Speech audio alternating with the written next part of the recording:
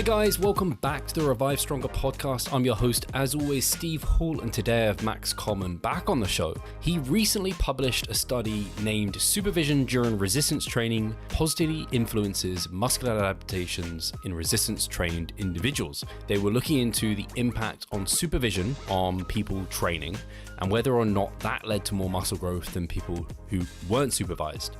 The study was really well run. They were in the same setting, doing everything the same, just one group was supervised. What happened? Did they grow more muscle or did they not?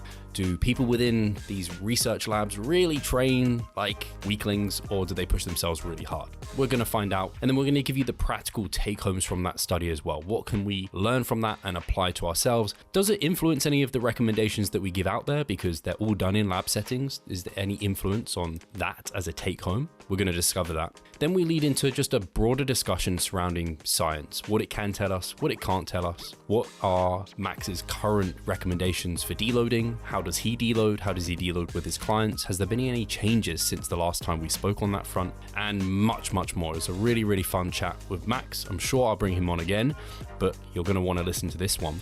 And as a reminder, guys, here at Revive Stronger, we are an online coaching company. We really pride ourselves on providing very personalized coaching where you get to really communicate with us. Like, we're your one-on-one coach. You don't get to talk to a robot. You don't have some really short emails or texts from us. You get to sit down and actually chat with us. And we're going to make sure that we can get that communication, which is so key to making sure you're getting the best results possible. And you can really ask good questions, learn more about yourself, learn more about the process. We love also educating our clients. So if you are interested in learning more about that, you can definitely find that linked in the description or wherever the links are found. And you can set up a consultation and talk with myself or one of the coaches on the team, whoever seems to be the most suited for you and your goals. But without further ado, guys, let's get into the chat with Max.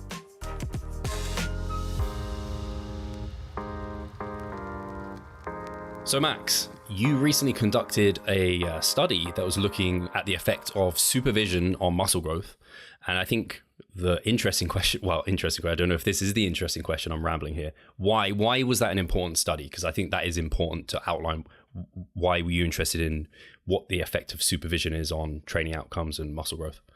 Yeah. So this study, the kind of the impetus, the driving desire to do it dates back actually 100 years. I didn't realize now, but it's about 100 years that the first ever study on supervision, not with respect to resistance training, but just in general. So it's called the Hawthorne effect, right? It's this idea that people, when they're being observed, are more productive than not, right? So there was this study that was done in the 1920s led by General Electric, where they wanted to see if the environment affected the productivity of these individuals in a factory, right? Doing some sort of factory work. I don't know the study super well, obviously, but they were like, we're going to turn the lights up and see how that affects productivity, right? So they turned the lights up, productivity increased. Then they were like, okay, whatever. And then they turned it back down.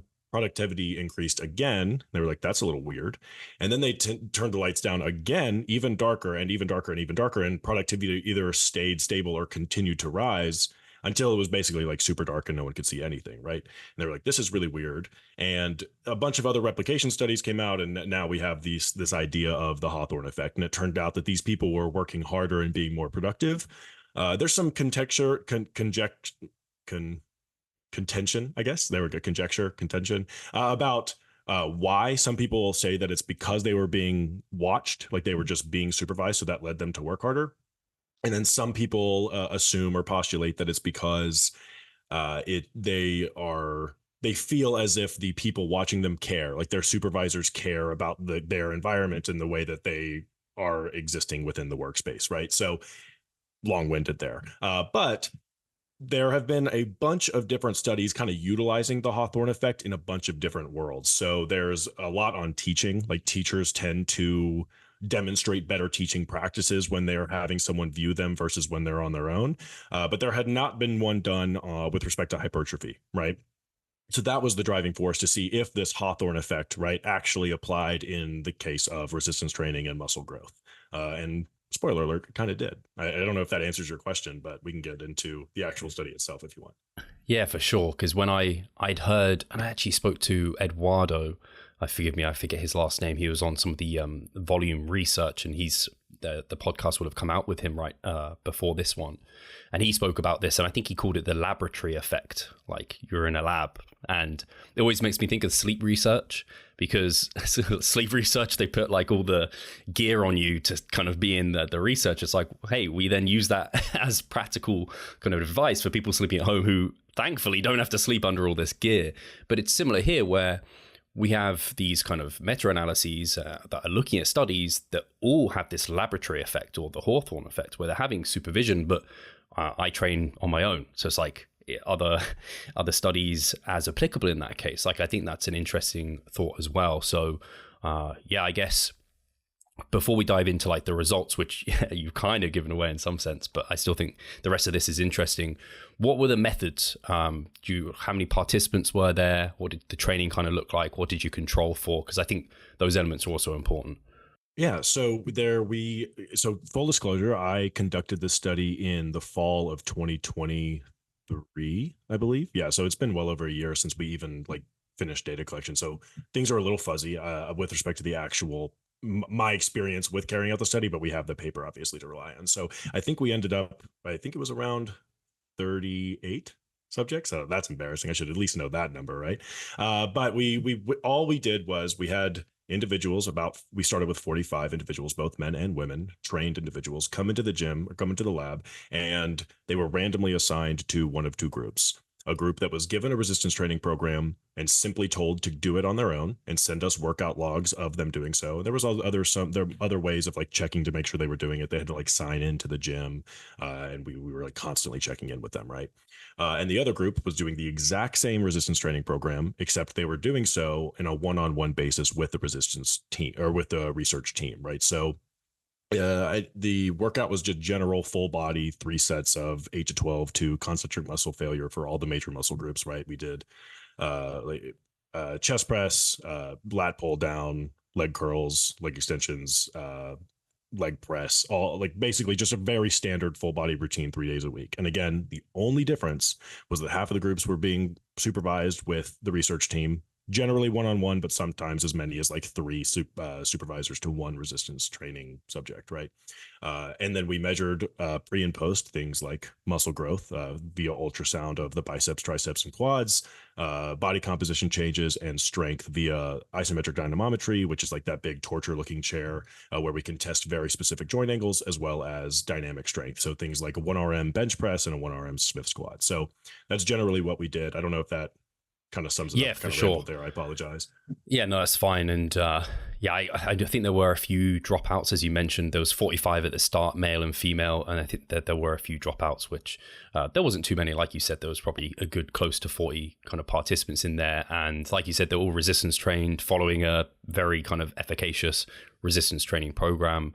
And it was all done, like you said, it was basically exactly the same facility, same exercises, same everything, just one group was supervised, the other group weren't. So I thought that was good in terms of it just being following the recommendations for volume, intensity, and then like just differentiating for that one outcome.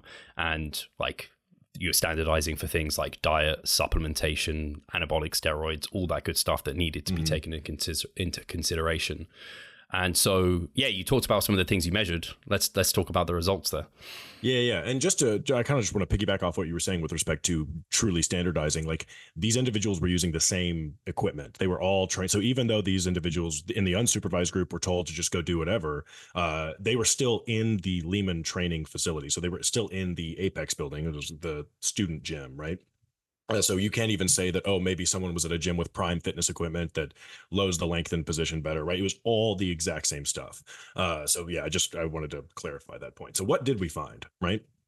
Well, you mentioned dropouts, and that is actually perhaps the most, I hate to start here, but it is one of the most interesting findings, I think, from the study. And you said we didn't have that many dropouts, and that's true on average. However, we had 2 dropouts in the supervised group, just 2, and 7 in the unsupervised group, which is a pretty large drop off, larger than we were expecting, but still kept us powered, which is really nice.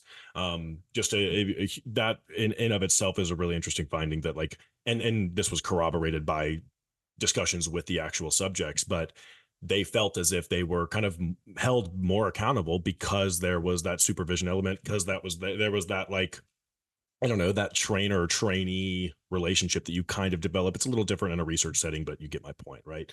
So that was a really interesting finding, that having them supervised increased adherence to the program like drastically. But then with respect to the thing we all really care about here, muscle growth, the individuals that were supervised grew substantially more. They gained a lot more lean tissue than the individuals in the unsupervised group, and generally across almost all of the measures, they outperformed with respect to growth the unsupervised group, with the most stark differences being in the triceps and like the rec fem, right? The vastus lateralis and the biceps were a little bit more similar, a little bit less conclusive there, but still slightly favored the supervised group, I believe. And then with respect to strength, which we can just gloss over, it's the Revive Stronger podcast. They the individuals in the supervised group did get generally stronger, especially in the one rep, like the Smith squat, the 1RM Smith squat. They definitely got stronger in that. And the bench press was a lot more kind of similar between groups. And actually, the isometric dynamometry that we discussed actually favored the unsupervised group, but there's a lot of caveats to all three of those things. So that's what we found. If you want to break those down a little bit further, we totally can. Yeah, I think your point on less dropouts from the supervised group makes tons of sense. It immediately makes me think about some of the benefits of coaching and online coaching, and people get better results that way, and they literally seek accountability, or you have accountability partners, whatever it is. So that makes a ton of sense. And I think also, forgive me if I'm wrong, they completed more sessions in total too. Like there were the completion of sessions was more. So that's a similar kind of outcome. Like, yeah, you were allowed to miss like 2 sessions throughout the study. Like if you couldn't miss like a whole week, but you were allowed to miss 2. And I think that, and it wasn't like anything stark. I think it was like 93 versus 97% of total completion. You can correct me if I'm wrong, because you know the paper better than I do, which is not a great sign. But yeah, so like not only were they dropping out less, but they were showing up to train more often. So that's a really good and important thing to point out as well. Yeah, and you said about the strength. There was something about kind of the fact that maybe they didn't gain as much strength in the bench as the Smith because of technical proficiencies being lower in the Smith versus bench. I don't know if you have many thoughts on that. Yeah, like meaning like the technical proficiencies of the Smith machine bench versus the free bar bench, or the differences between the bench and the squat. Between the bench and the squat. So like the squat is in the Smith. I guess you haven't got the instability components. It's a bit less technical. Maybe that's why there was more strength gain versus the bench, where you could consider it being more technical due to the free bar. That we wrote that in it. Well, to be fair, the Smith machine bench was also the one rep. We did a 1RM Smith machine bench as well. So like that I see. Doesn't like work out perfectly, but also the technical proficiency argument is a little bit less. I don't know. It's not super convincing to me. I know that's in the paper. I'm not like trying to correct by any means. But to me, and I think Dr. Schoenfeld and I talked about this a good bit, like there were, I believe, more males in the unsupervised group than in the supervised group. And at least this is completely anecdotal, so kind of taking off my researcher hat here to quote Eric Helms, putting on my bro hat that I like to train hat. Guys are just willing to push harder on chest exercises than they are leg exercises, just on average, I find. And I think that's kind of true for most individuals. I don't even know. I'm talking specifically to males, but I would imagine it's probably pretty similar between. I could be wrong about that. But there's probably something to the point that I think that proximity to failure is the largest reason why the supervised group did better on most things in general. But when you talk about something specific to the bench press, something that generally people don't have that much trouble pushing close to failure on, maybe that's why there was less of a discrepancy on the bench press, because the individuals in the unsupervised group, I mean, they're going to push to failure on chest. It's like the most important muscle, right? So I think that's probably why. That's like the most convincing reason to me why there was less of a difference. Because it takes a team of researchers to push you hard on leg presses and leg extensions. It doesn't really take a team of researchers to make you push hard on a chest press machine. And obviously that doesn't apply to everyone, but it applies to most people, and with respect to my general exposure. I would completely agree. Like leg press is one of those where you could 3-4 RAR feels like hell, like let alone it feels like then taking those next RAR. reps. I was just talking to a client about this. Like, you're doing hamstring curls, you just stop doing the curl. Like, it just stops. Like, it's not going to move no matter how hard you push. Same thing with like bench press. Like, you're going to push, that bar's not going to move. Leg press, man, you can hold your quad to the fire for a lot longer than you generally think you can. There's something specifically painful about that exercise. So I think there's definitely something there. Yeah. I think it was just like the previous research had found supervision did improve strength more. So it's kind of like, hey, this is a little bit strange. But I agree with you. I think people are just more willing. I think there may even be some research on like leg training. People's like RARs aren't as accurate as with like upper body training potentially. Don't quote me on that, but that is something I remember, and that kind of aligns with my experience too. And also something you mentioned was it was volitional failure. So that's kind of important because that does impact things where people are just willing to volitionally fail closer to true muscular failure or concentric failure on a bench press versus maybe a squat. Like they take that extra rep, whereas in a squat they'll be like, yeah, I mean, maybe I could get it, but this is fucking hard. Doesn't volitional failure just sound kind of like like an oxymoron, a misnomer, if you will? Like, I feel like we should start calling it volitional cessation, just like you're just choosing to stop. Because I mean, that's what it is. You're not like voluntarily failing the exercise. You're just choosing to stop doing it. And this is not me being like, oh, they weren't really training to failure in these studies or anything like that. I just think it's an important caveat that there is a difference between concentric muscle failure and voluntary failure, right? Yeah. And I mean, I guess it's a great place to start in terms of why you think there were differences, because if you are choosing that failure point, having someone looking over you being like, you need to actually fail on this versus no one there makes a bit of a difference, right? Yeah. And man, I think that's it. Like, I was just on Shane's podcast and we were talking about, like, I really doubt that it has much to do with like we were giving better cues to the individuals in the supervised group. Like, I really doubt me saying like heels or knees out or whatever it may be, those general cues that you give to individuals when you're training them. I don't think that those are having nearly the impact that simply like having a team of researchers yell at you to do more is, right? Like, I that's what I was saying beforehand. Like, I don't think it's going to be much of a conversation because it just boils down to, I think that the individuals in the supervised group were pushing closer to failure than those in the unsupervised group, right? Now, if we talk about kind of go back to the whole Hawthorne thing, right?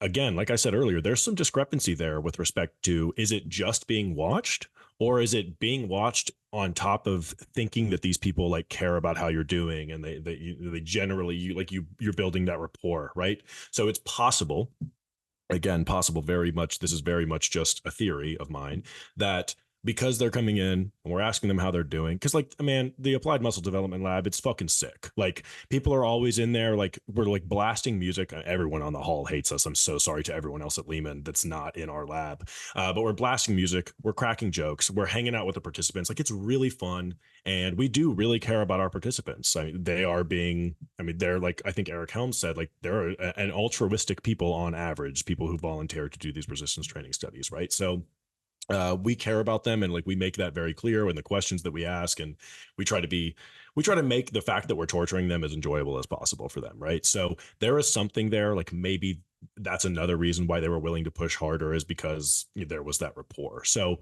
those are really my two biggest theories as to why there were these big differences. One, we're just pushing them harder than people are willing to push themselves, and anyone who's trained with a partner knows that you're going to push harder when someone's there watching you versus when you're on your own. It's a little different probably for the individuals watching the Revive Stronger podcast, because you guys are a bunch of sadomasochists that just like torturing yourselves, like myself and Steve in general, right? So it's a little different with respect to this population, but in general, people are just going to push harder. And then there's also that we're like kind of building that like friendly rapport with these individuals, and that kind of made them maybe want to push a little bit harder so that we could get better insights into what we were trying to look at, right? So a little bit long-winded just to say they were being watched, so they pushed harder.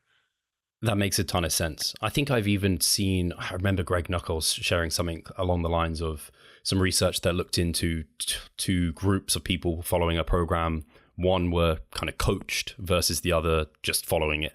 And it's like the group that were coached saw better results. And this kind of plays into the thing you were talking about, where it's like, if you believe in the program, you're like cared about all these sort of like, it could be like I don't know if it's a positive placebo effect. Like, I don't know if that's part of it, but I think those things matter. Again, my bias is coaching really makes a big difference for people. So I see that myself. Like, if I coach someone through the same program or they did it on their own, I think they just get better results because they believe in it a little bit more. They give more of themselves to it. So that makes a ton of sense. A question I have, and I don't know if this is something you have an answer for, but when I was running through this and the reason you ran it, I came to this question. So does anything need to change with regards to training studies for broad recommendations when people in the gym aren't being supervised? So I don't think so necessarily, because all this did was show that the magnitude of change is larger when you're being supervised. So I don't think that. So, like, for instance, let's just take a specific example here, like like a long muscle, like it's where everyone's brain goes right now. So, like long muscle length training, right?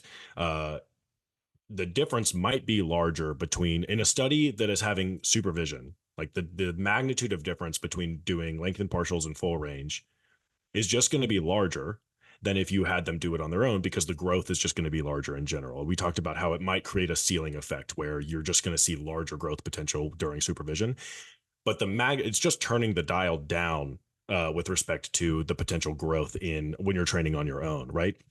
And remember, studies are based on averages, right? There were some individuals in the unsupervised group that grew way more than some of the individuals in the supervised group, right? But on average, they grew more. So I don't think that it should change how we go about in interpreting and using scientific research or empirical data on training.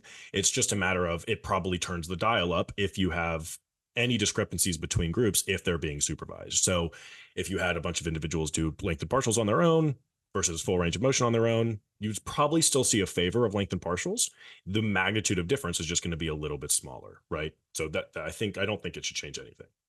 I love how you answered that because that just, I mean, it makes it very easy for many reasons, right. But also I think it makes sense. It isn't the same sort of caveat that maybe like different rest times would have, or different exercise selection, or the gender of people. It's just like a slight magnitude of increase. Actually counter to what a lot of people maybe think in the lab, where it's like, oh, the people in the lab don't even train hard. It's kind of showing the opposite here, right? The people in the lab are getting better results. Wow, Steve, that is fucking awesome. Thank you. I've never thought to use this as an example of that, but that is a great point. That is one of the most annoying things in the world, is when bros tell me that they train harder than individuals who have, let's say, 3 or 4 resistance and not just research assistants. Like Pac had that photo, is like what you think research assistants look like and what they actually look like. They don't lift, right? Like there are dudes in our lab that are so jacked it's like comedic, and they all love lifting as much as they love science, right? So to think that you're pushing yourself harder than an individual who is surrounded by, keep in mind, bros, they just also happen to like science, like you're lying to yourself. You're lying to yourself, and you're usually probably just saying it because you don't like the findings from a study that says something that goes against Mike Menser. I don't know. Sorry, that's a bit of a call out, but sorry. Yeah, long-winded, but yeah, you get my point.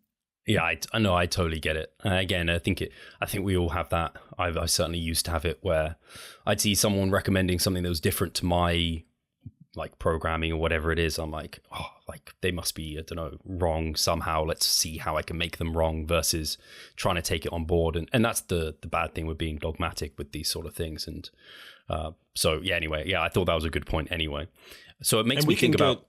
Sorry, just to say what you were saying, like we can get into that like in our own evidence-based side, right? Like you see someone doing something, like for instance, man, if I saw someone 5 years ago doing like lengthened partial lat pull downs, I'd be like, look at this douchebag, like has no idea what he's doing. Doesn't he know that like you're going to get way higher threshold motor unit recruitment if you go all the way down to your like we can just get dogmatic in our own way. You know what I mean? And I think that's a really important thing for us to like check ourselves on. Like, don't be afraid to try stuff. Like if you see a bro doing something in the gym that isn't evidence-based, quote unquote, like try it. I mean, why not? If you can't come up with a good logical rationale as to why it's bad, you might as well give it a try, because look, muscle is hard to gain, but it's hard to lose as well, assuming you're doing the bare minimum. So yeah, check yourself and don't get dogmatic just because, even if studies or some scientific communicator tells you that this is the way, there is no way, right? So yeah, I agree. Try to avoid dogmatism in any way possible.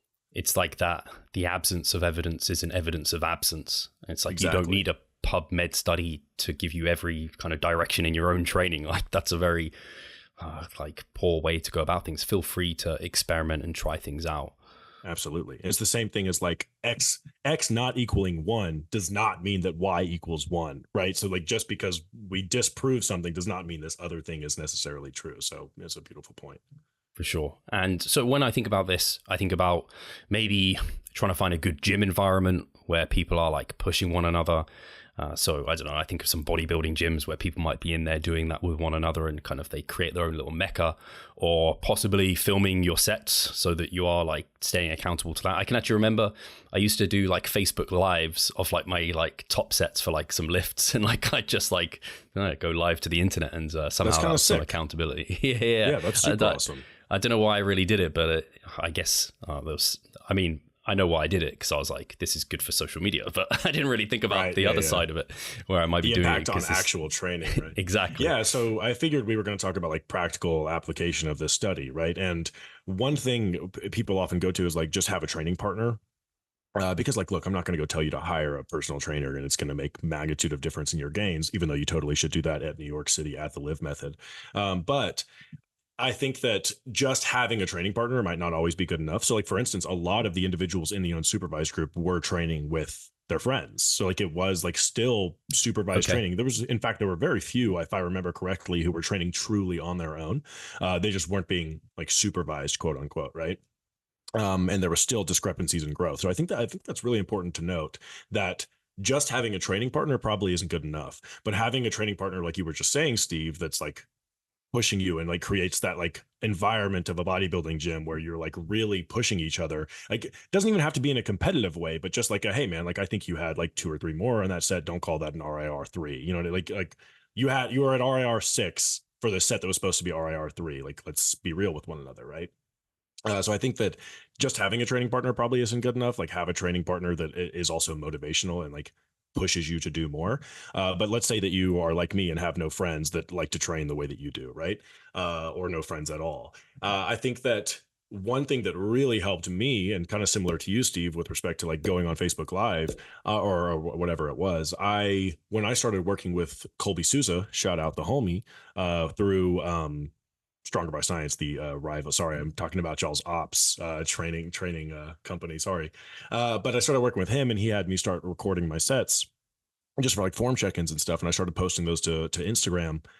I started pushing a lot harder, knowing that the camera was on me, and I made an effort to do it on, like you kind of said, like your top set, like my last set of the day. I would be sure to film that one, so that, because like normally your third, fourth, fifth set, that's where you're going to find yourself a little bit further from failure, at least anecdotally. That's where I find, like, after 4 sets, I'm like, oh, like really, RIR 4 is okay, we'll be fine. But if you throw the camera up and you know that people are going to be watching it, that can be in of itself like a utilization of the Hawthorne effect to a certain extent, where you're not being watched in the moment, but you know that people are going to be watching it later. And I think that can really help a lot of people get those extra couple of reps in towards the end of a set.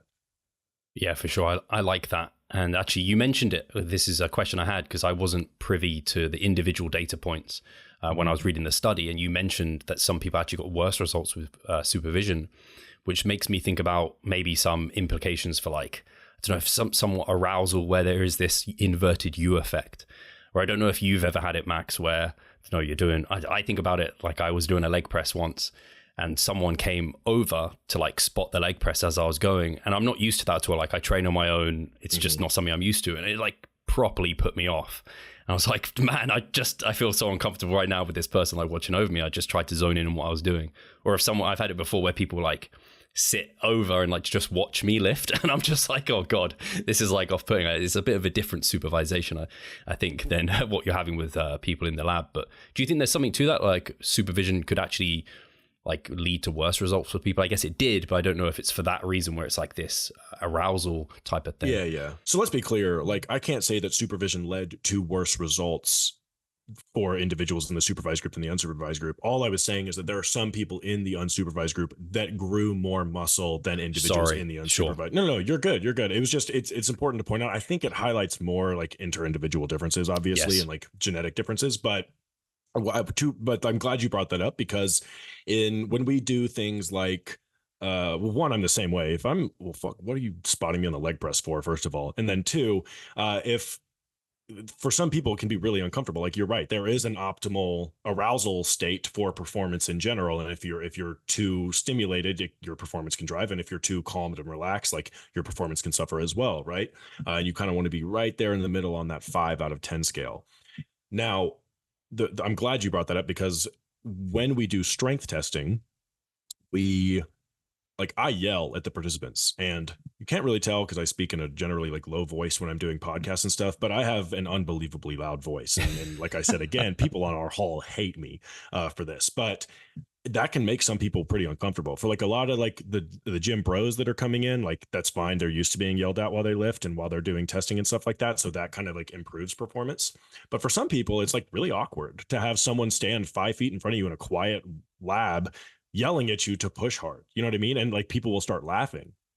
And that's Yeah. obviously not good for performance. You know what I mean? That's not good for like trying to produce maximal tension in a muscle or force production. So, absolutely, I think that supervision can have some sort of deleterious effect uh, to some individuals, right? Like, it's possible that you just get nervous when people are watching you and you're worried like maybe form's going to break down if I push too hard and I don't want them to see that, so I'm just going to stop the set, right? Like there's a but that we could come up with like a billion different reasons why supervision would be detrimental to most people, but again, research is based on averages, and on average people did perform better when they were being supervised. So Yeah. I think that's a great point. Yeah, and thank you for clarifying that, because I worded that poorly where I was like, you'd actually need to take the people who are supervised and put them into the unsupervised and vice versa to see those individual actual effects. Yeah, So it'd be a really hard actually I was thinking if you would have to do it in a crossover way where like 6 weeks of supervision, 6 weeks not, but what you could do is half of the body we train supervised, the other half you go do on your own. That would actually be a pretty cool study. It would be, man, why didn't we do that? Anytime you can do anyone in research knows if you can do it within subject design, yeah, do it. So yeah, I think that'd be a cool study. Hey, there's another master's thesis for someone. there we go. That, please. The other thought I had was, I wonder if, like, I've trained solo for ages, like I say, and I'm pretty confident in my like RARs and everything like that. And I wonder if I like not negate the need, but like if you listen to music, and I had what's his Mike Zodos on the podcast to talk about the impact of music on performance outcomes, where if you have the right music at the like right tempo and volume and all this, you get lower RPEs and higher motivation to train. It's kind of somewhat of a similar effect as what you're getting from a supervisor. Like, I don't know if that's anything you think about when we can't, I guess that's a practical recommendation that we could possibly give. Like, if you can't have someone supervise you, you can't do any of this stuff, maybe the music can kind of, at least it's something else that you can utilize in its place. Yeah, there's a lot of ways. There's a lot of tools that we can use to get you closer to failure. I just would say that they don't really fall under this category at all of like supervision. Like listening to music you like versus not like is really hard to equate that to supervision, sure. Right? But I still think it's a great point, and I talk about this kind of a lot. So this is something I've spent a lot of time thinking about, the difference. Like failure doesn't equal failure all the time. So like, for instance, if I am alone in a quiet room with a leg press and nothing else, and I'm told to go to failure, and I do, like theoretically, I push as hard as I possibly can in that environment, and I get 10 reps at, let's say, just say 135, right? Whatever. And that is failure. Like I pushed as hard as I could and I got to 10 reps. Replace that room with a lab and all of my best friends and a bunch of beautiful people that like I want to impress, and they're playing my favorite music and they're all screaming at me to do more at 135, and I get 12 reps.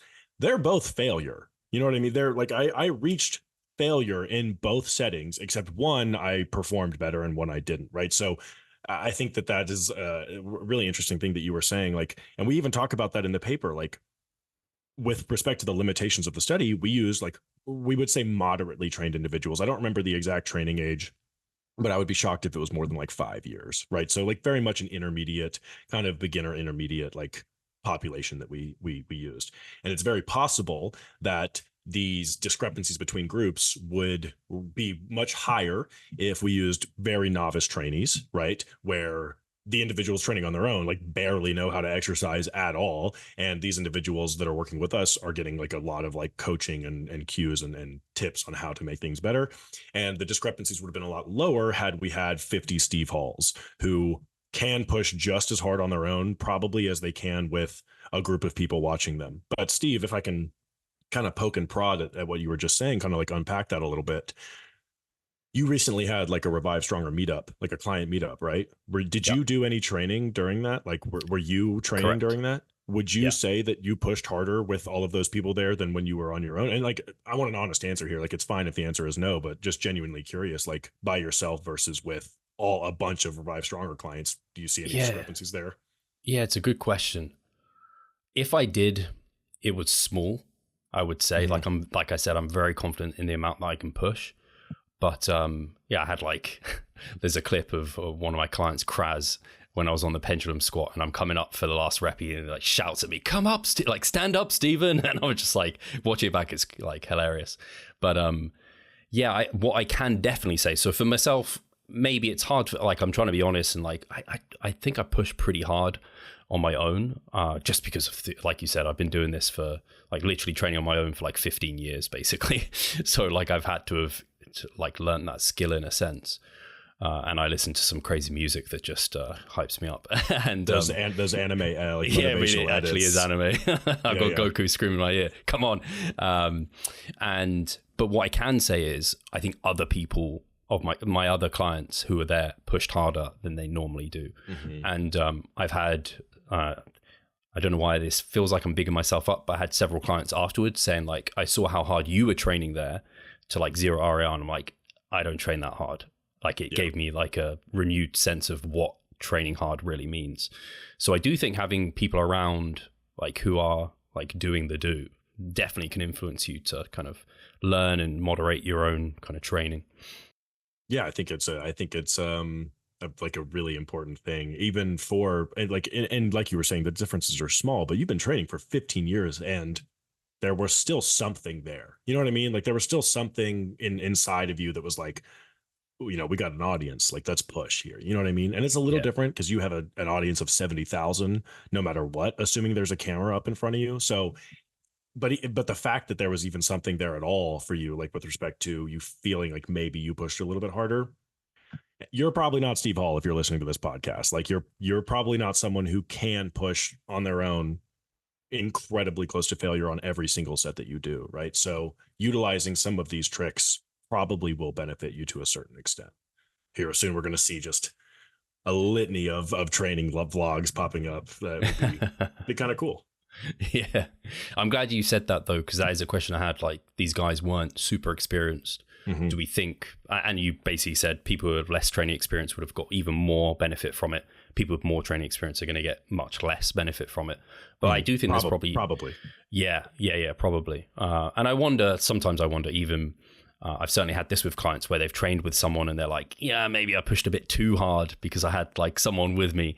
So it's like, it could even, is it always appropriate to be pushing to your maximum all the time? That's another question, right? And that can have its own thoughts. Yeah, exactly, man. So like, that's kind of what I was saying earlier as well. Like not every training partner is created equal, right? Like if you have someone who's like telling you to push harder, do more, even when form is breaking down substantially, like your knees are caving in like crazy, you're good morning squatting and they're still telling you to do more, like that's probably not super beneficial either. You know what I mean? So like I'm just telling you to find the perfect trainer essentially, which is unfortunate, but just make sure that your trainer or your partner, whoever it may be, is motivating you, but in an appropriate way, because you definitely can push too hard. But to me, pushing too hard isn't like going to failure too often. It's going past failure and allowing form to break down pretty substantially. It might be my final question. I always do this in podcasts. I'm like, my final question and my final question. So there's probably some more questions after this. This is my final planned question anyway.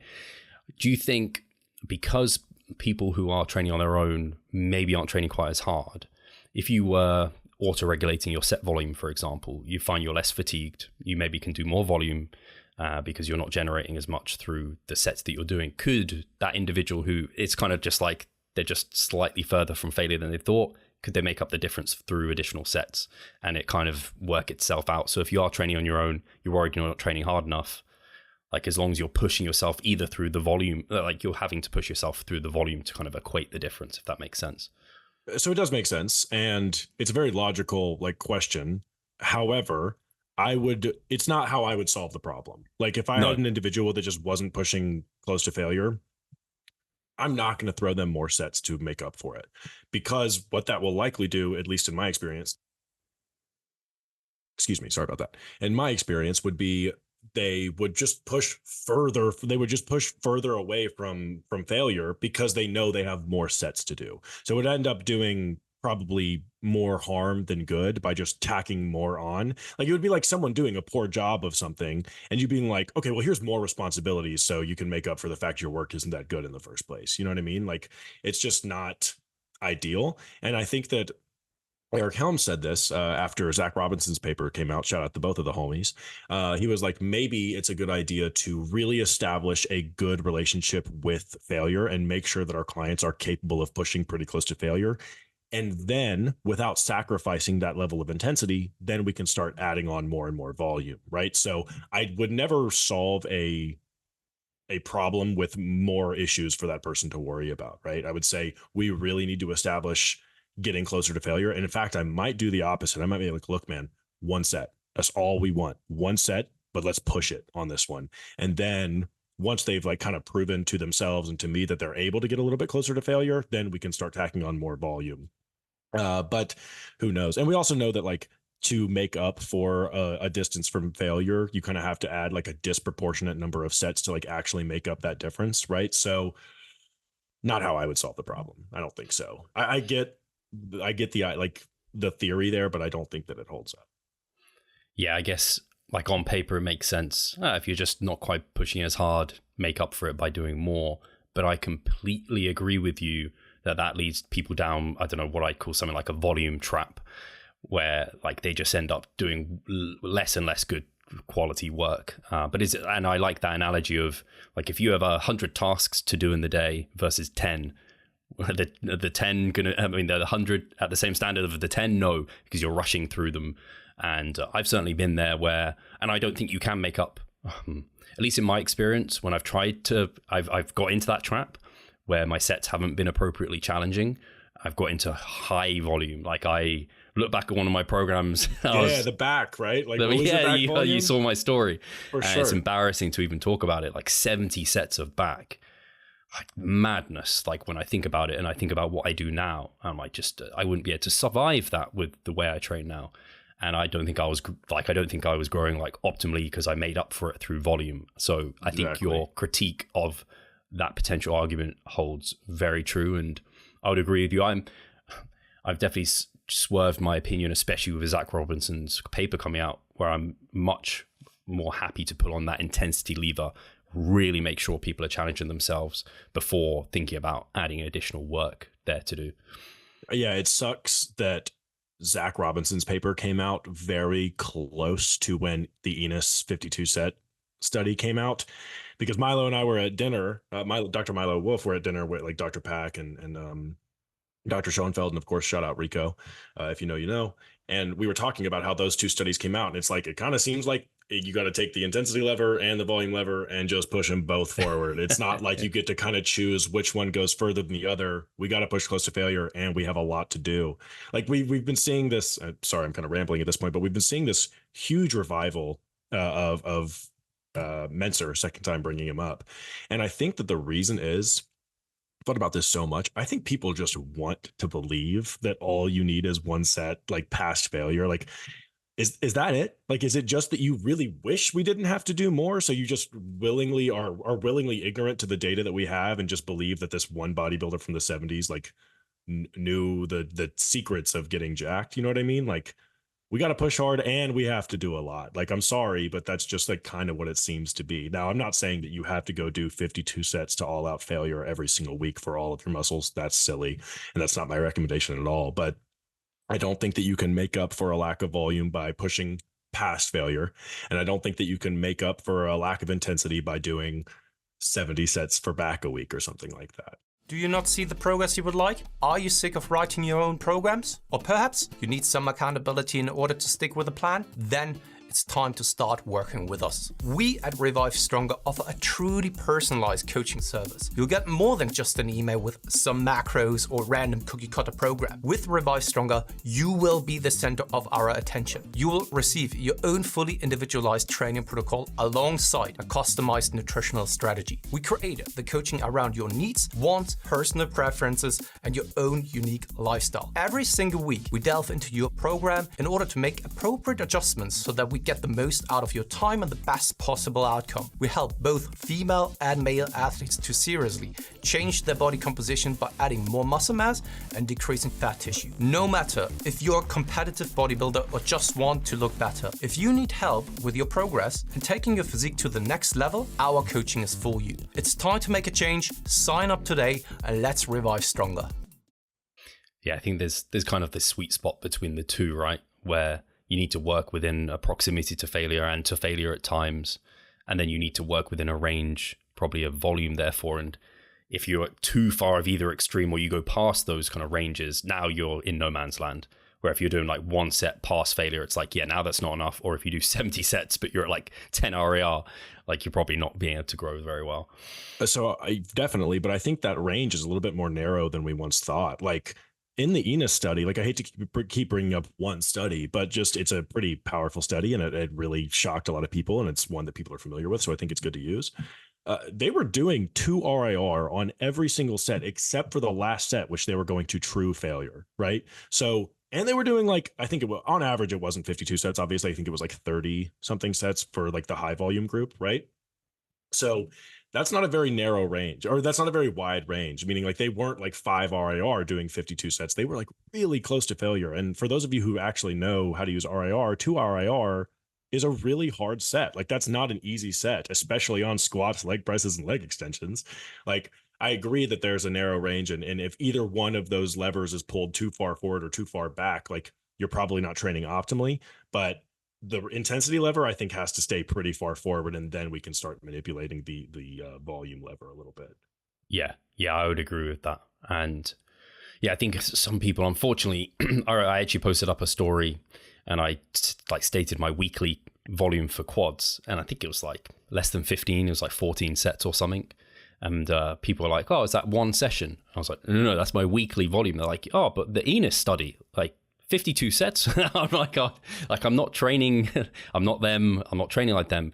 But for me, it's like, it's very obvious to me that I'm working with a level of volume that is very challenging. And if I tried to do more, like I just like shit the bed basically.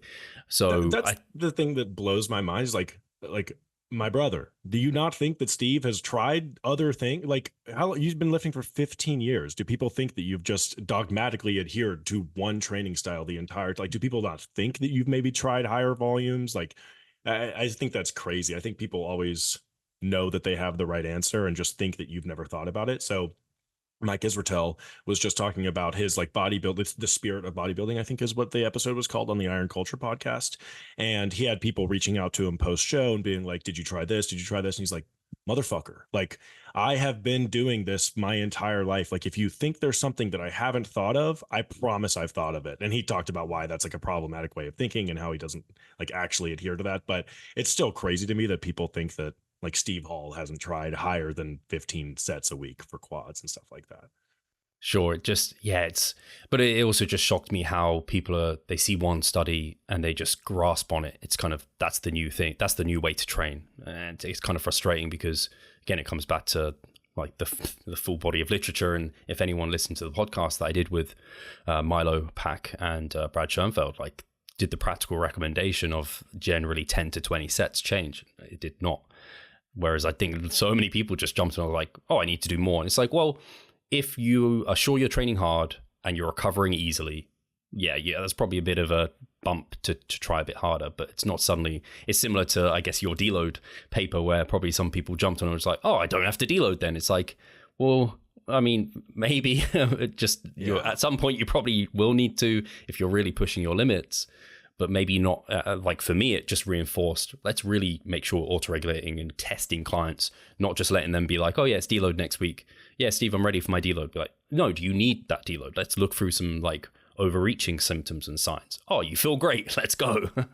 Yeah, I think it's really easy for people to misinterpret science. And I don't think it's anyone's fault other than, I hate to say the media, but so often like news sources and stuff will say this study found X, therefore Y in your real life. And like, that's just how people have been exposed to science, like generally their whole life. So they don't understand that each study is just a puzzle piece that kind of fits into this very large, complex jigsaw puzzle. And one study will never tell us anything, ever, basically, or certainly not very conclusively. So yeah, I don't think that you should start doing 52 sets a week. But if you're recovering really, really well from 20 sets a week and you're doing everything, you're checking all the boxes, you're training close to failure, don't be afraid to experiment with things. Like, studies really just give us more stones to turn over in our actual training life. Like, length and partials, for instance, like that's something for us to all try, and we can at the very least be confident that we're not going to lose muscle from it, and I think that that's how we should go about interpreting science and using science for our own training. Not one study comes out, now I'm never doing full range of motion again, or I'm never deloading again, or I'm only going to train 52 sets a week for all of my muscles every single week. Like, that's not how this game works, unfortunately. To bring up Mike Zurdos again, I remember going to one of his presentations a long time ago. He came to the UK with Shredded by Science at the time. Shout out to anyone who remembers Shredded by Science, OGs. And he was basically talking through his DUP research, daily undulating periodization. And he was saying the paper that we've got that's come out is the best that we have now, but it could be the worst, like, that's like available. It's just the best of the worst. I think he said this could be the second worst periodization model that exists ever. It's just better than the other one that we that was like something along those lines. Beautiful quote by Zordos, man. An amazing, like, an amazing way of going about thinking about science, right? And I appreciate the people like you, Max, who are coming up, who also lift and train and are bringing through like a John Meadows kind of philosophy, where John was very much like respectful of the science, looked at that, but did not discount his personal experience, and didn't, like, he would still experiment with different ideas and methodologies. Because I think that, again, it comes back to that like PubMed warrior who's just like needs a PubMed paper to give them legitimacy for anything they're doing. But people just seem to be afraid to experiment nowadays. And I think that's not what you wanted from science. Like, science wasn't to give you a prescription. It was to give you like some like windows to kind of move within. And then you discover for yourself, it's like your N equals 1 experiment there. So I think your deload paper, in the way that you describe and talk through it, is helping people give that tool.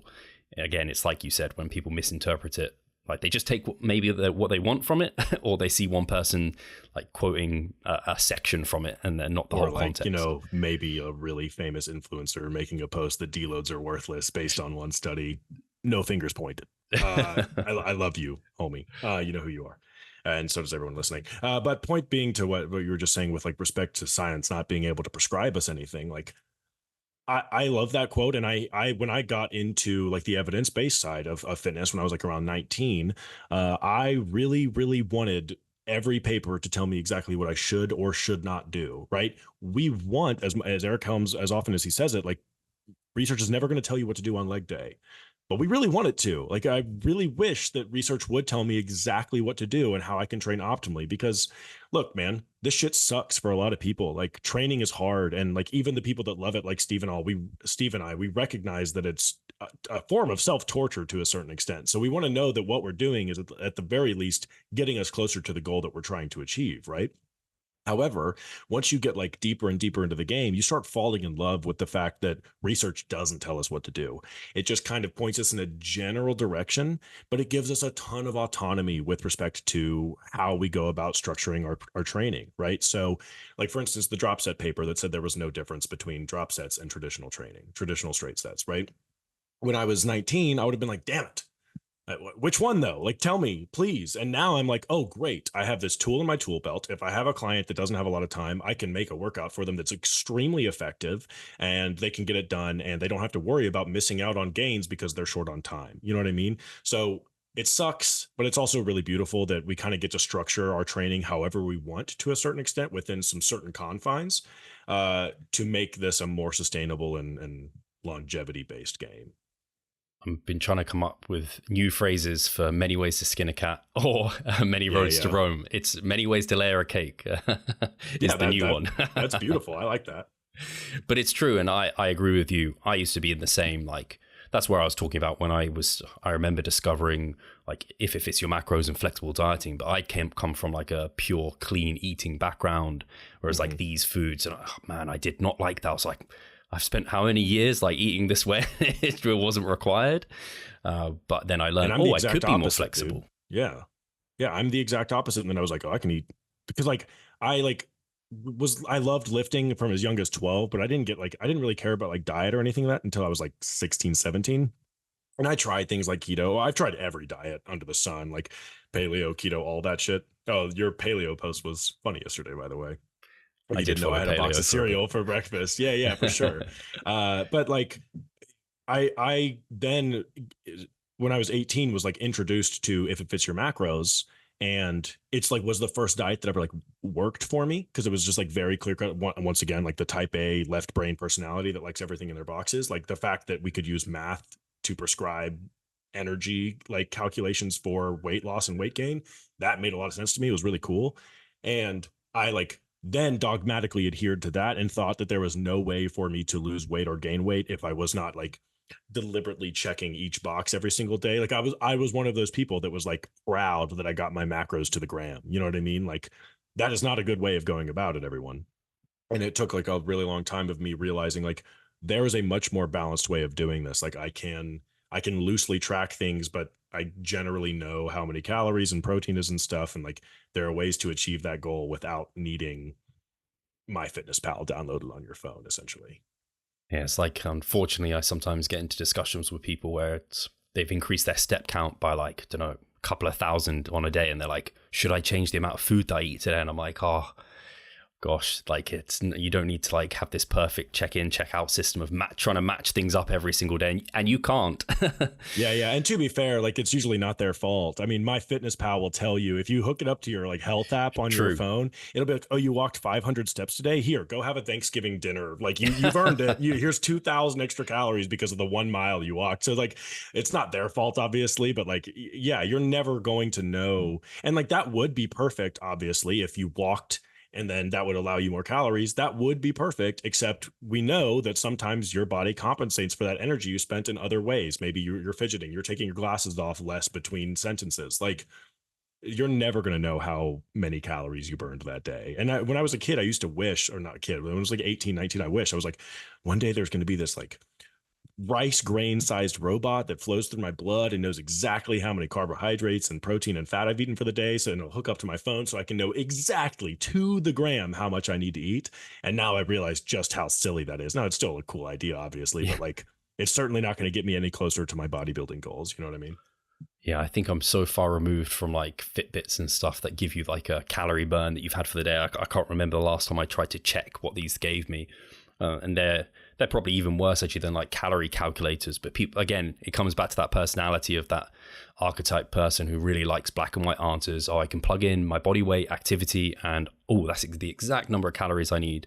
Whereas actually tracking your body weight, looking at averages over time, actually then gives you like, okay, truly that's the sort of energy balance that you're in based off kind of what you're consuming and activity. Exactly. And like Alberto Nunez had an incredible post yesterday about like his like physique photo like guide that he recently uploaded. It's like even outside of what you were just saying with respect to like tracking changes over time with respect to weight and like how that goes in weight weekly averages and stuff like that.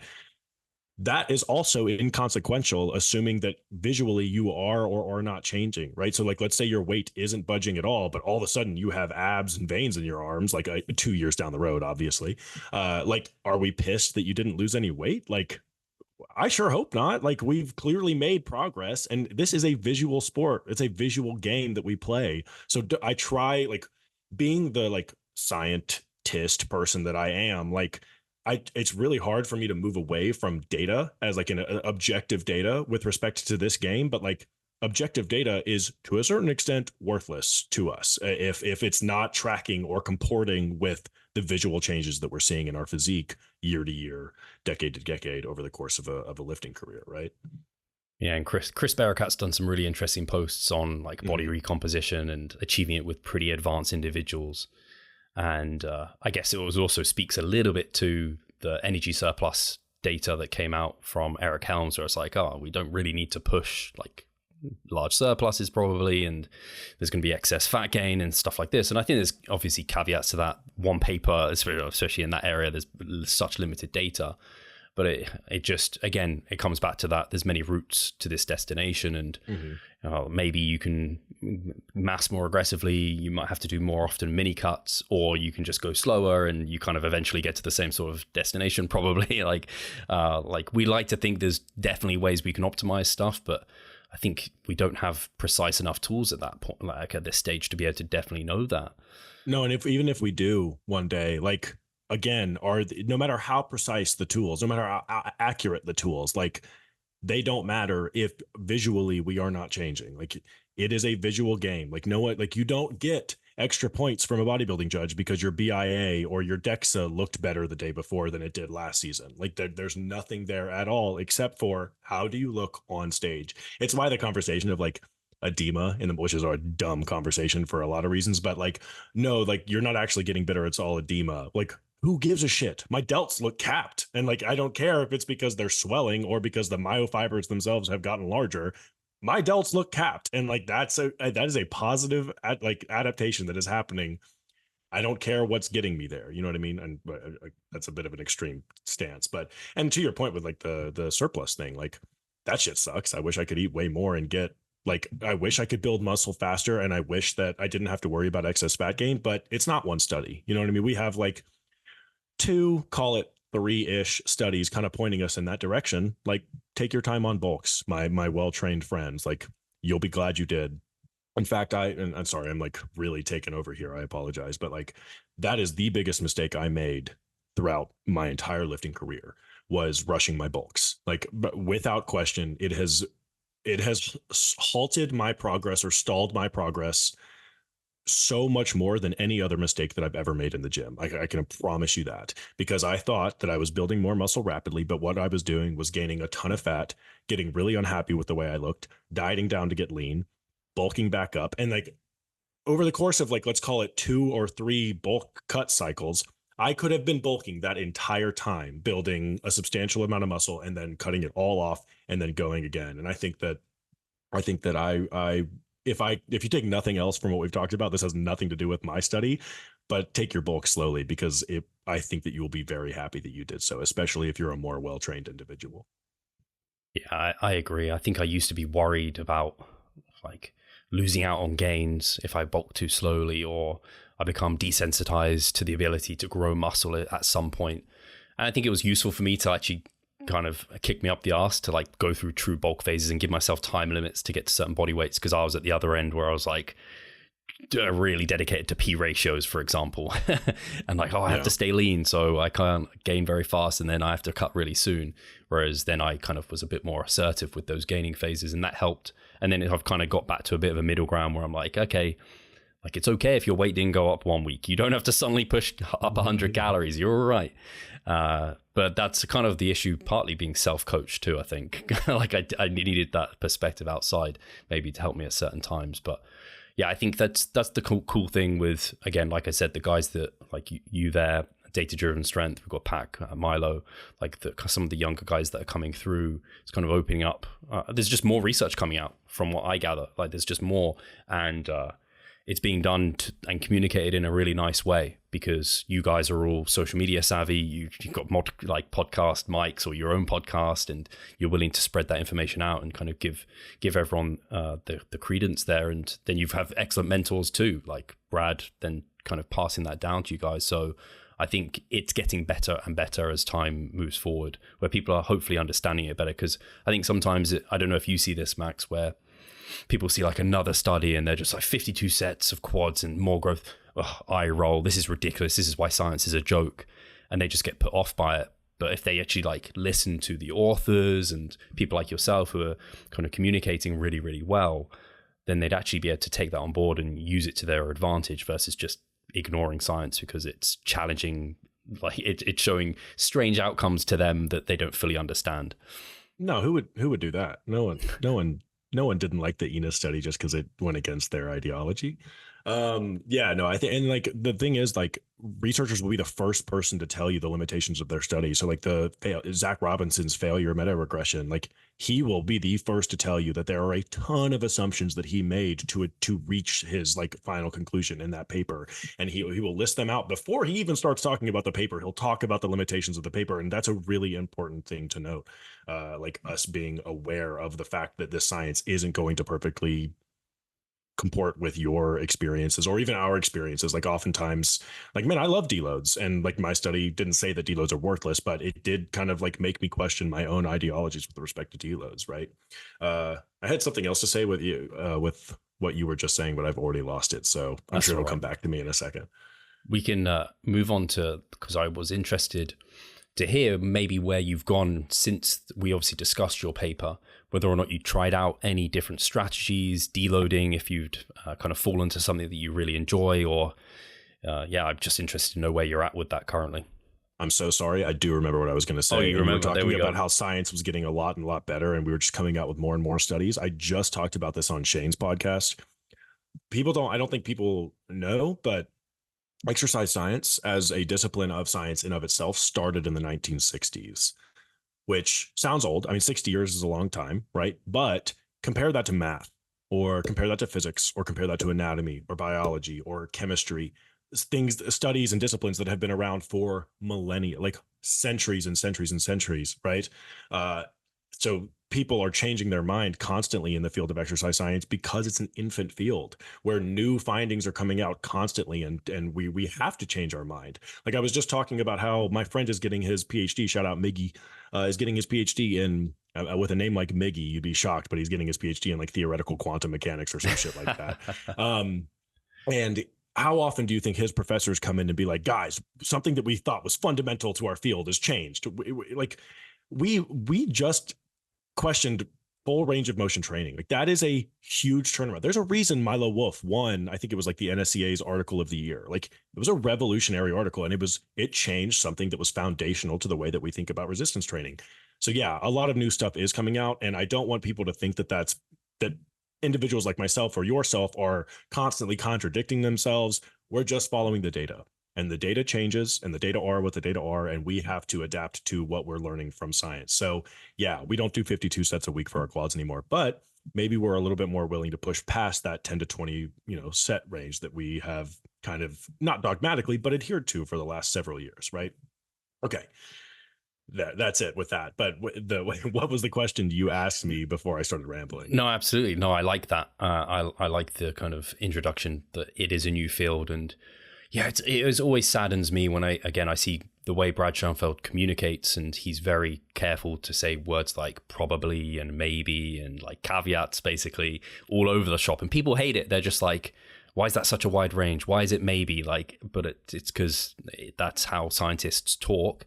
And also they update themselves. Like I think Brad, one of his, just to keep talking about Brad, but I think he used to be quite big on some like different nutritional practices that he thought were really important, maybe like nutrient timing, like the post-workout window. And he updated his beliefs and thoughts on that because he was presented with new evidence. And that's like the sign of a true scientist. So if like people get frustrated with you, Max, or like myself or the podcast, and like, oh, like things are changing all the time. That's like, it's good because we're updating us off the kind of new literature that we're being nudged in that direction. So I think that's important. But my question was to do with deloads. Obviously last time we spoke, that's what we were talking about. Whether or not since then you've kind of landed on an approach that you like, or it's cemented any other thoughts, or where you are with that right now, if anything's changed really. Yeah, so not much has changed because obviously no new literature has come out with respect to deloads. Like there hasn't been any second studies looking at maybe actual deload paradigms, like comparing two deload paradigms as opposed to just detraining. So my opinion hasn't changed too much on it. The way that I basically just had a whole podcast talking about different deload strategies, and we basically came to the conclusion of do what your athlete wants. Your athlete hates deloads. Let's try and structure training in a way where they have to do that as little as possible. Your client has been training for 4 weeks on, 1 week off for the last 2 years, and they love it and they want to keep doing it. I'm not going to take it away from them. I'm just going to keep doing like what they do to keep them in the gym as long as possible, because that's our jobs as coaches. We want to give people the results they want to see, but also like, man, I just want I want the world to be a more jacked place. Like, I just want people lifting, and I don't really care about being jacked, but I certainly just want everyone to live long, healthy, happy lives, right? And lifting is like one route that we can get you to do that, right? So if I just tailor it to whatever the athlete wants, how I do it personally is I train for as long as I can before my body starts telling me that I need to deload.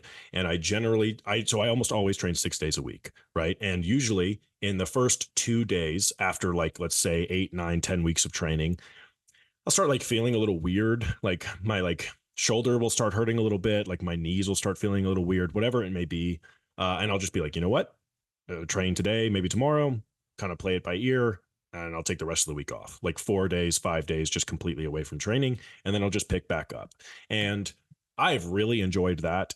I hate going to the gym and doing deload workouts, like where I'm 7 RAR, whatever it may be, or training with like super, like one set on each exercise. Like, it's just annoying to go to the gym 3 days a week to do a workout for 30 minutes that feels like I'm doing nothing, even though I don't think that's like really what you're doing. But I just try to make them as enjoyable for myself as I can. And that's just training like maybe 1 or 2 days a week, but like a normal, hard, fun workout. And then I take the rest off and I get to focus on work. I get to maybe get some, like, I clean my house a little bit more on a deload or something like that. You know what I mean?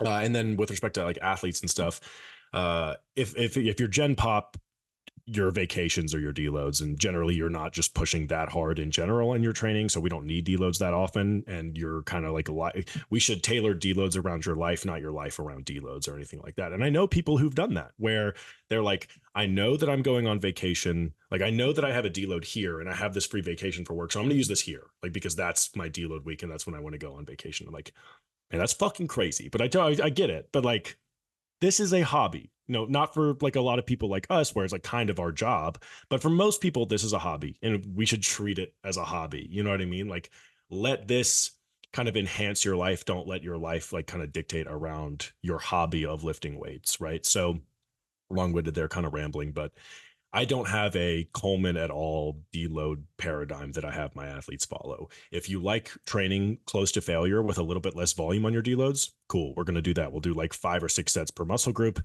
That's it. And we can still take it to like 2, 1 RIR if you want.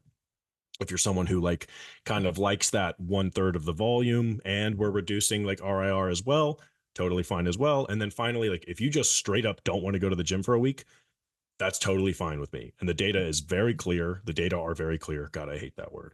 That your muscle's not going to fall off your bone. I mean, we have studies looking at individuals detraining for much longer than that and maintaining like most of their muscle, even like 3 weeks after like detraining, like very small perturbations in muscle size. So I don't think there's an optimal way to deload. Maybe there is, and science just hasn't pointed us to it yet, but I don't think there's an optimal way to deload. And given that there isn't, just make it so that your athletes at least enjoy their week off. Because, and I just talked about this, I think I just posted a reel, or Shane just posted a reel on Instagram of like, look, man, if you're making your athlete go to the gym and do like a deload workout, and they like have expressed to you that they really hate doing that and it makes them miserable, how much fatigue are we reducing by forcing someone to do something that they literally hate to do? You know what I mean? So, and maybe you can still placebo yourself into thinking that it's really beneficial because your coach tells you it is. But I just don't want to make someone do something that they hate to do, especially if the science isn't pointing us to the direction that it's going to be optimal in any way. I have several thoughts. The first one comes back to many ways to layer a cake again. I keep coming back to it for a reason. But yeah, I've got so much less prescriptive. Like, I have a kind of like a prescriptive way to deload for someone who isn't sure what to do in their deload. But I'm much freer in terms of what to do about it. I come back to what's the goal of the deload? Can what you're suggesting align with that goal of we're reducing fatigue from the mesocycle or the training we've just done, and we're setting up you to be able to train hard for several more like weeks and months. And if we can do that with whatever you want to do in there, like, we can do it. So, and there's just so many ways that you can get there. Like you said, you do a couple of sessions hard, the rest of the week off, or you go in there and do many sessions nice and easy. All of those ways work, and or you can take the whole week off. Like you said, it's unlikely to be a problem. The thing I want to see, actually, I don't know if you have any thoughts on this, Max, it just made me think of it. Whenever I think about deloading, I think about how to like align our nutrition. And I think when you're massing, it's like, hey, I mean, you're either in a small surplus, you could come down to maintenance, like it's not a big deal. When you're in a diet, does dieting through that period of time, is that a concern for muscle loss or anything like that? Do you have thoughts on that? I do. So, and in fact, Eric Helms talked about like nutrition during deloads, and I thought it was like one of the coolest things ever, because he used the like delayed myonuclear addition study done where they had those. That was the study, I think, where they were doing like BFR sets for like it was the power lifter. I could be conflating two studies. I'm really sorry if I am, but Eric Helms knows what he's talking about, right? So there was a study where they were doing like ridiculous volumes. I think it was like 2-a-days of like high rep BFR front squats or whatever. And they then did a detraining period after like a block of doing that. And then after the detraining block, they came back and saw that they had grown during the detraining. So like there was maybe some sort of super compensatory thing there, some delayed myonuclear addition, whatever it may be. And if we're growing as a result of that reduction in the fatigue, why would we bring our nutrition down? Why we want to continue to fuel that area of growth, right? So I don't really think that you need to go down to maintenance on a deload if you're in a massing phase. You certainly can. I don't think it's going to make a huge difference, especially now that we know that, like, do you need a surplus to grow muscle? Maybe not. Who knows? Now, when dieting, I tailor that to the athlete as well. So if diet breaks really help you and like really motivate you to kind of get back to it after your diet break, we're going to take a diet break on your deload and you're going to go up to maintenance. However, for me, I don't really like doing that. I really like pushing through a cut to a certain extent. Now, keep in mind, I'm cutting. I'm not prepping for a show. I'm getting down to like 8%, 10% body fat if I'm lucky at the end of a cut. And I don't need a diet break to get there. You know what I mean? And I'm not saying that the degree of the cut determines that it's going to be the athlete, because like some people getting down to 8% body fat takes moving mountains, right? So for them, I'll throw them a diet break. However, I just want to get my diet done with as quickly as possible. And I don't really see I'm not really worried about muscle loss during a diet phase, like in that 1 week that I'm deloading. You know what I mean? Like, how much muscle am I going to lose this week, even though I'm in a very slight deficit? Probably none. And if I am, it's probably going to come back when I start training again on my diet. And if that doesn't even happen, it's definitely going to come back when I start training on my bulk. So I don't think changing nutritional strategies during deloads is in any way necessary. I definitely don't think you need to go down to maintenance on a bulk, especially since you're in like a 150 to 200 calorie surplus. I mean, like, yeah, don't eat that extra Reese's cup at the end of the day and like we're at maintenance again. You know what I mean? And then on a diet, if diet breaks motivate you, take one on your deload. If they don't motivate you, don't. And don't worry that you're going to be losing muscle because you're dieting while not training super hard. Yeah, it's that was I agree with you. Like, basically, if someone doesn't need to change their nutrition, I guess the perspective I was coming from is a situation where you're coming through this like deload, but ideally you wouldn't need to bring up calories to maintenance because, like you said, you just want to get the diet done. It's like a week where you have to like put the brakes on. But when we remove the training stimulus, are we putting ourselves in a position where we're not getting that boosted MPS? And we want to kind of nullify it through coming up to maintenance, where we can be pretty sure, because there is data eating at maintenance whilst, or I don't know if they're at maintenance during these studies, but they probably are close to that, unlikely to be in much of a deficit. Are we setting ourselves up better I suppose you are reducing the risks coming up to maintenance. Ideally, you build in the time within maybe a contest prep if you have a timeline to come up to maintenance, but sometimes you don't. So it would just give me more confidence if there was like clear research that someone pretty lean, dieting for a while, takes a week off after having trained really. You're just never going to get this perfect situation where you can do it. And you come down to, like you said, like as a coach myself and like taking someone to stage, if I was looking at it, I'd be like, hey, if we've got the time to come up to maintenance, why wouldn't we? But if we don't, then we got to keep dieting during this deload period. You got to push. Yeah, exactly. It's kind of one of those. So I think that, hold on, I had something there. I might have just lost it. I'm sure it's going to come back the second you ask another question, but we'll move on before I just, oh, no, here it is. Thank God. When we're deloading, like your caloric expenditure, and it's not drastic, but your caloric expenditure is being reduced. You know what I mean? Or Yeah, reduce. Like you're not burning as many calories in the week because you're not training 6 days a week for an hour and a half to 2 hours a day. You know what I mean? Like people, I think, kind of underestimate how calorically expensive resistance training is. Now, there's not a lot of good data on this, and the data that at least I'm familiar with is looking at like relatively high intensity, like 30-minute workouts where it's still resistance training, but like we're talking like 60-second rests with like a lot of sets and stuff like that. And the caloric difference between that and like going for a run for 30 minutes is like kind of like shockingly similar to one another. Like I wish I had like the DOI memorized on my head, like a lot of these other scientific communicators. But when you're in a deload and you're at like, let's say 2000 calories, but your maintenance is like, let's say 2500, like your maintenance then comes down probably like closer to like maybe 2300 or something like that. You know what I mean? Because you're not doing those incredibly demanding things like lifting weights 6 days a week. So even then, I don't really think it matters that much. Like I really don't think that I don't think that there's much more of a risk to diet through your deload period with respect to muscle loss than there is if you didn't. I just, we're really hedging our bets on at that point. You know what I mean? Yeah.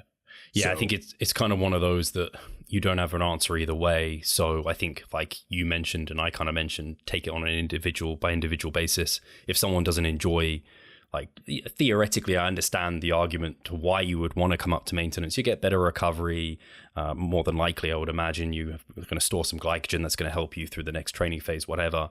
But I think there's so many people that have just dieted straight through that deload period who have not seen negative consequences of doing it, that it's not like something you have to, like I used to be another one of these things where I'd be like, oh yeah, like my paradigm is 5-1. I must deload in week 6. Oh, I always come up to maintenance in a diet phase when I'm deloading because like that makes like theoretical sense. It's like, yeah, but do we actually have data to support that? And does it make sense for this individual? Maybe not. It just brings me back to being flexible with your methods. And I think that I hate to keep doing this because it's such a cop-out answer. I was in a gym interview the other day and I kept saying it depends when they were asking me questions. And he was like, if you say it depends scientist. One more time, I was like, motherfucker, it does depend on so many different things. But like when I take diet breaks when I'm dieting, Steve, when you and I were working together, like my diet break was like kind of just me going willy-nilly. Like I know that that's not what a diet break is in theory, and it's not You're what a diet break is on paper. Yeah, I'm an immoral person for it. But I would be like, oh, I get more calories. That means I can kind of do whatever I want, which is bad on me, meaning like that's not what I was told to do by Steve. That's not what the literature describes as a diet break. But you give someone an inch, sometimes they're going to take a mile. And if you have an athlete that's like on their diet breaks are just kind of like mini bulking for a week, like that's probably a sign that we need to figure out a way to structure dieting and so they don't feel the need to kind of like binge while they're on their diet break, if that makes sense. So it's just another way where we need to like tailor it to the athlete themselves.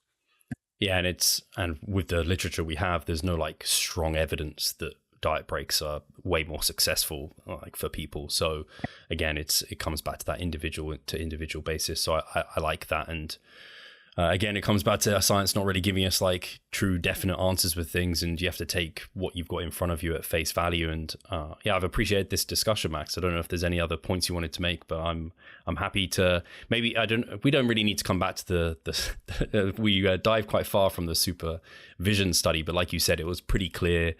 I guess it aligned with the outcomes that you were kind of expecting. People trained harder when they were supervised, and that's excellent. And however you can try and do that within your own training will be helpful, especially if you're more novice.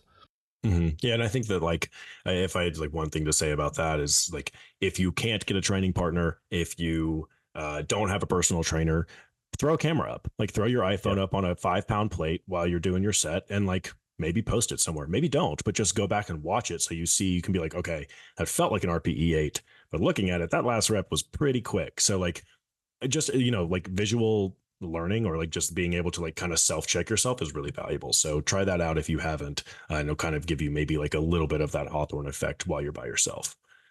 The only other thing I can think, just because it came into my head as you were talking through it, was if you take a set like to failure, like where it's safe, then you can use that as a guideline of like, okay, now I want to be 2 RAR. Let's just take 2 reps off and keep the load the same. You should be roughly there.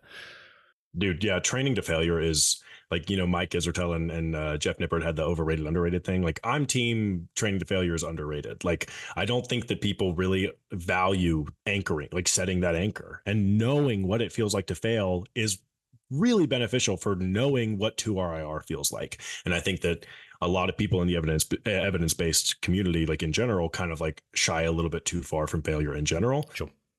Just give it a try. Go to failure on some lateral raises. You're not going to hurt yourself, and it'll give you a good idea of what that's supposed to feel like. So good point. And here you were talking shit about Mike Mensa, and now you're back on his good side. Failure. Yeah, he's a genius. Everything he said is oak and stone. And my final thing is, I only just realized your last name. Like, surely that just gives you so much credibility. Like, you're related Coleman? to Ronnie. oh yeah. Thank God I've got expert opinion. Ronnie Coleman's name holding me up is actually the 15 studies I've been involved in are worthless. But it's really all just the fact that I am loosely related to Ronnie Coleman through hundreds of years of whatever it may be. I only realized it today for some reason. I just was like, I looked up Ronnie because I was looking up Ronnie for his physique for some reason. And then I was like, oh, I'm talking to Max Coleman. For some reason. Why have I only just realized? It was 3 a.m. and I was laying in bed and I was just, for some reason, looking up pictures of Ronnie Coleman. Pre-workout, I need some inspiration. It was the only reason Dr. Schoenfeld let me into the program, is because I was loosely related to Ronnie Coleman. But if people want to follow you, Max, and keep up to date with your work, where should they head? Yeah, so I'm on Instagram at Coleman et al, coleman.et.al. I got it right this time. I think last time I was on your podcast, I misspelled my own Instagram handle. And then for the real nerds out there, I'm on ResearchGate. You just type in Max Coleman and that'll be the first thing that comes up. But those are the only two things, the only two platforms I'm really on. People are going to be checking your social media now to see your form videos and make sure you're actually working as hard as what you say you are. So that's good stuff. And I'll make sure those are linked below so you guys can check those out. Thank you so much, Max, for taking the time and chatting with me. And we'll talk to you guys soon. Take care. Yeah. Thank you, man, so much.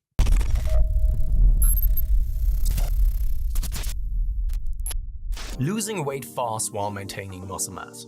Sounds too good to be true, doesn't it? It isn't though. It's reality and we know how to do it. And we will help you achieve this. The Minicut Movement is an 8-week fat loss program to make you lose a huge chunk of fat while maintaining muscle mass at the same time. We will support you from the beginning to the end so that you see the results you would like to and come out of it much stronger. You'll receive a fully automated spreadsheet that is based on your nutritional needs. You can choose between 6 different male and female training templates. Over 30 videos will guide you through each and every single step of the Minicut so that you're getting the most out of your journey and that you always know what to do. But the best thing is that you can start whenever you want. The Minicut Movement is open 24/7. So if you want to learn more or you're ready to sign up, hit the link in the description below. So let's revive stronger together.